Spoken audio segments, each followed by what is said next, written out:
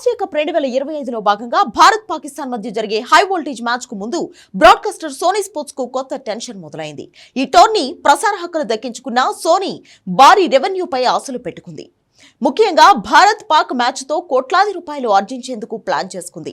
ఇప్పుడు వారి ప్లాన్స్ తలకిందులయ్యే పరిస్థితులు నెలకొన్నాయి. యుఏఈ వేదికగా సెప్టెంబర్ 9 నుంచి ఆసియా కప్ మొదలు కానుంది.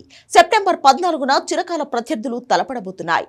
ఐసీసీ ఛాంపియన్స్ ట్రోఫీ తర్వాత భారత్ పాకిస్తాన్ తలపడనుండడం ఇదే తొలిసారి. పహల్గాం ఉగ్రదాడి తర్వాత ఆపరేషన్ సింధూర్ తో భారత్ ప్రతీకారం తీర్చుకుంది.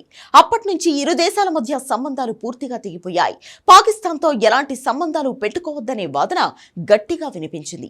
ఈ క్రమంలోనే వరల్డ్ లెజెండ్స్ ఛాంపియన్షిప్ లీగ్ లో పాకిస్తాన్ తో మ్యాచ్లను యువరాజ్ సింగ్ సారథ్యంలోని ఇండియా ఛాంపియన్స్ బహిష్కరించింది. చివరకు సెమీఫైనల్ కూడా ఆడకుండానే టోర్నీ నుంచి తప్పుకుంది. ఆసియా కప్ 2025లో కూడా పాకిస్తాన్ తో భారత్ ఆడదని అంతా అనుకున్నారు. కానీ పాక్ తో మ్యాచ్ ఆడేందుకు భారత ప్రభుత్వం అనుమతి ఇచ్చింది.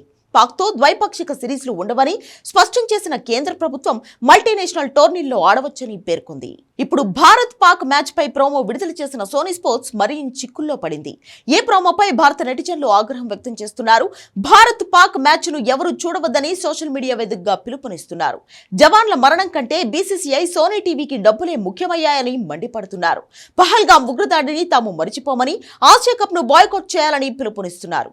భారత్ పాక్ మ్యాచ్ తో బీసీసీఐ జవాన్ల సవాలపై చిల్లర ఏరుకునే ప్రయత్నం చేస్తుందని ఘాటుగా విమర్శలు గుప్పిస్తున్నారు. దీంతో దాయాది జట్ల మధ్య జరిగే మ్యాచ్ తో భారీగా సంపాదించాలనుకున్న సోనీ స్పోర్ట్స్ కు ఇప్పుడు టెన్షన్ మొదలైంది. ఇప్పటికే యాడ్ రేట్స్ ను భారీగా పెంచేసింది. భారత్ ఆడే మ్యాచ్లకు 10 సెకండ్ల యాడ్ కు 16 లక్షలు వసూలు చేస్తున్నట్లు వార్తలు వచ్చాయి.